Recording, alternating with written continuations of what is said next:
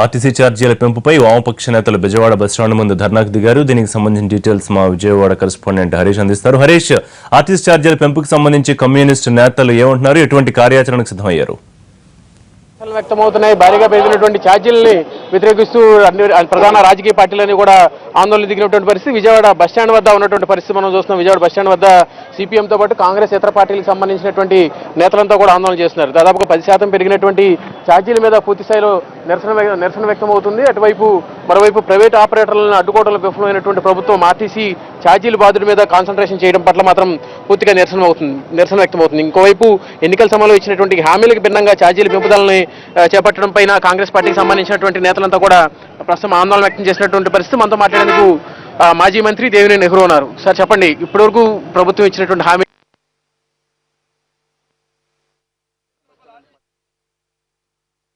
ఒక ఆర్టీసీ కదండి, నిత్యావసర సరుకు ధరలన్నీ కూడా ఆకాశాన్ని ఆ రోజు 70 రూపాయలు ఉంటే అమ్మ ఆకాశాన్ని అడిగాను 2004-2009 మధ్యలో ఇవాళ 225 రూపాయలు కందిపప్పు ధర ఉంది. ఆ విధంగా ఈ పెంచడం కాకుండా పేద ప్రజలకి పట్టిడి అన్నం పెట్టలేని పరిస్థితిలో ఉంది ప్రభుత్వం.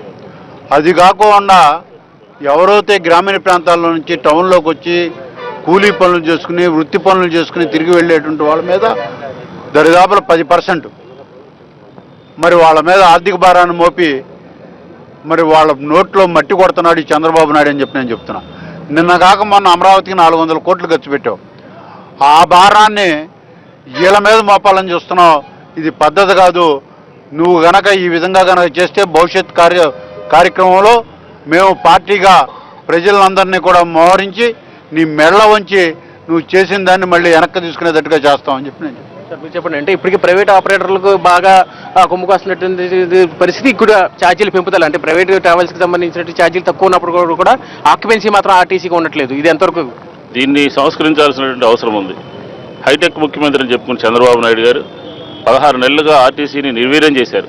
రాష్ట్ర మంత్రివర్గ ఉపసంఘాన్ని చెప్పని ఏ విధమైనటువంటి చర్యలు తీసుకోవాలో వారు సూచిస్తే దాన్ని పెడచెవిని పెట్టి ఆర్టీసీ ఛార్జీలు పెంచము అని చెప్పని ఈరోజు అర్ధరాత్రి ప్రజలకి అప్రమత్తంగా ఉన్నటువంటి టైంలో కాకుండా 300-400 కోట్ల రూపాయలు పెంచడానికి కాంగ్రెస్ పార్టీ తీవ్రంగా ఖండిస్తుంది. ఈ 16 నెలల కాలంలో 100,000 కోట్ల రూపాయలు దుబారా అయిపోయింది. దాన్ని అరికట్టాల్సినటువంటి ముఖ్యమంత్రి దానికి తెరలేపి తెలుగు తమ్ముళ్ళకి అక్రమంగా పుష్కరాల సందర్భంలో 1,600 కోట్ల రూపాయలు దుర్వినియోగం చేసి చంద్రన్న కానుక అని చెప్పి దుర్వినియోగం చేసి ఈ రోజున పక్కనే 300 కోట్ల రూపాయలు శంకుస్థాపన సభకు దుర్వినియోగం చేసి 400 కోట్ల రూపాయలు పేద ప్రజల మీద భారం మోపుతారా? అసలు ఆర్టీసీకి ఎందుకు నష్టాలు వస్తాయని చెప్పని గతంలో అనేక కమిటీలన్నీ కూడా రిపోర్ట్ ఇచ్చినాయి. ప్రైవేటు ఆపరేటర్ని కట్టడి చేయాలి. ప్రైవేటు ఆపరేటర్ని కట్టడి చేయలేనటువంటి పరిస్థితిలో చంద్రబాబు నాయుడు గారు ఉన్నారు.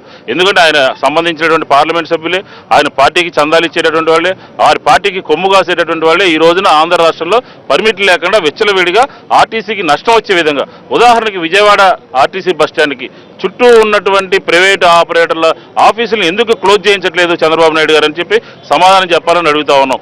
ఈ రోజున ఆర్టీఏ అధికారులు కానీ ఆర్టీసీ అధికారులు కానీ పోలీసు అధికారులు కానీ ఇష్టం వచ్చినట్టు ప్రైవేట్ ఆపరేటర్లందరూ కూడా బస్టాండ్లోకి తీసుకొచ్చి ప్రైవేటుల్ని ప్రయాణికుల్ని బలవంతంగా తీసుకెళ్తా ఉంటే ఆర్టీసీకి నష్టాలు వస్తూ ఉంటే కళ్ళప్పగించి చూసి ఈ రోజున రాత్రికి రాత్రి 400 కోట్ల రూపాయలు భారం మోపేటటువంటి ప్రయత్నం చేయడం ఎంతవరకు సమంజసమో ముఖ్యమంత్రి స్థానంలో ఉన్నటువంటి చంద్రబాబు నాయుడు గారు ఆంధ్ర రాష్ట్ర ప్రజలందరికీ సమాధానం చెప్పాలని చెప్పి కోరుతా ఉన్నాం.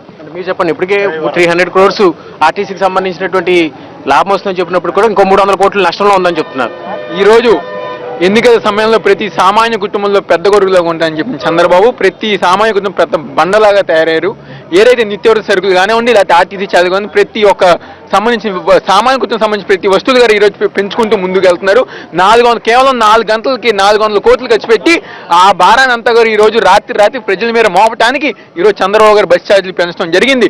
అదేవిధంగా ఇంకో పక్క ప్రైవేట్ వ్యక్తులకి లాభం చేకూరే విధంగా ఈరోజు తెలుగుదేశం పార్టీ గవర్నమెంట్ వ్యవహరిస్తుంది. వెంటనే ఆర్టీసీ ఛార్జీలు వెంటనే తగ్గించాలి. లేదని పక్షంలో యువజన కాంగ్రెస్ ఆధ్వర్యంలో కాంగ్రెస్ పార్టీ ఆధ్వర్యంలో మేము ఇదే విధంగా మా ఒక కార్యక్రమాన్ని ముందుకు తీసుకెళ్తామని ఈ సందర్భంగా ఎదురైనప్పుడు కూడా పెంచినటువంటి ఛార్జీల మీద మాత్రం పూర్తిగా నిరసన వ్యక్తమవుతున్నాయి. అన్ని రాజకీయ పార్టీలకు సంబంధించినటువంటి నేతలంతా కూడా ఆందోళన చేసినటువంటి పరిస్థితి. మీరు చెప్పండి, అంటే ఛార్జీల పెంపుదల మీద భవిష్యత్ కార్యాచరణ ఎలా ఉండబోతుంది? చంద్రబాబు నాయుడు గారు ఎన్నికల ముందు చెప్పినటువంటి మాటలకి ఈరోజు కట్టుబడి లేడనేది ఈ పెంచిన ఆర్టీసీ ఛార్జీల నిదర్శనం. మొన్న 400 కోట్ల రూపాయలు మహారాజధాని నగరాన్ని నిర్మిస్తున్నానని చెప్పి గొప్పలు చెప్పుకున్న చంద్రబాబు నాయుడు గారు దాన్ని పూడ్చడంలో భాగంగా ఈరోజు సుమారు 350 నుంచి 400 కోట్ల రూపాయలు సామాన్య మధ్యతరగతి ప్రజల మీద మోయలేనటువంటి భారం మోసాడు. తక్షణమే ఉపసరించుకోవాలి. ఉపసరించుకోకపోతే పెద్ద ఎత్తున ఈ రాజధాని నగరంలో విజయవాడలో మేము కాంగ్రెస్ పార్టీ తరఫున ఆందోళన చేయడానికి సిద్ధంగా ఉన్నామని తెలియపరు. ఇక్కడ ఉన్న పరిస్థితి పూర్తిగా ఆర్టీసీ ఛార్జీల పెంపుదల మీద మాత్రం భారీగా నిరసన వ్యక్తమవుతుంది. దాదాపు 10% పెంచినటువంటి ఛార్జీల మీద మాత్రం నిరసన వ్యక్తమవుతున్నటువంటి పరిస్థితి. 300 కోట్ల రూపాయలు ఆర్టీసీకి లాభం వస్తుందని చెప్తున్నట్టు కూడా మరో 300 కోట్ల రూపాయలు ఆర్టీసీ భారం నుంచి బయటపడాల్సినటువంటి నేపథ్యంలో తప్పనటువంటి పరిస్థితి ఆర్టీసీ ఛార్జీలు పెంచాలని చెప్పి యాజమాన్యం చెప్తూ మరోవైపు నిరసనలు కూడా వ్యక్తమవుతున్నటువంటి నేపథ్యంలో ప్రభుత్వం ఎలా స్పందిస్తుందన్న మాత్రం ప్రస్తుతానికి వేచి చూడాల్సినటువంటి పరిస్థితి. ఋషి రైట్ హరీష్, థ్యాంక్ యూ.